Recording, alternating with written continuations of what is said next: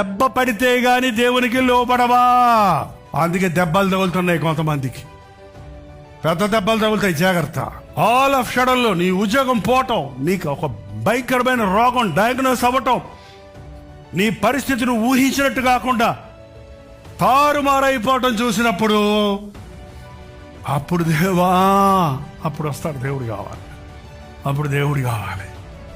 గాలి తిరిగేవాడు, స్నేహితులతో సహాయం కొరకు కోరేవాడు, ఎవడు నీకు తోడుండడు.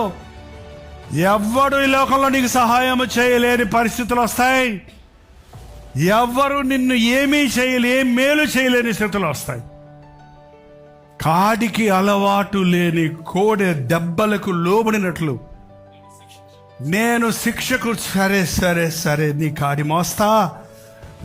మోస్తా.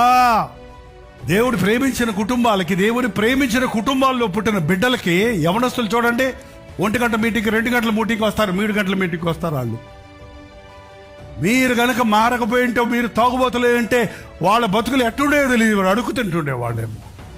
మిమ్మల్ని దేవుడు మార్చి రక్షణలోనికి నడిపించి మీ బిడ్డలు దేవుని అంత భయభక్తుల్లో పెంచి మంచి యవనస్తులుగా, మంచి అందంతో, మంచి చదువులతో మీ స్థాయి పెంచి ఆశీర్వదిస్తే ఆ యవనస్తులకు కృతజ్ఞత లేదు. నా కోసమే మా నాన్నను మార్చాడు దేవుడు అని నేను ఇప్పటికీ కృతజ్ఞత కలిగి ఉంటాను. రక్షించబడిన తల్లిదండ్రులు కలిగిన వారులారా గుర్తుపెట్టుకోండి, మీకోసమే మీ నాన్నను అమ్మను మార్చాడు ఆయన.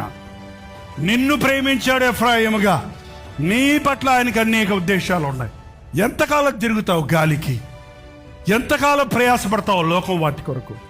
నా కాడి ఎత్తుకో.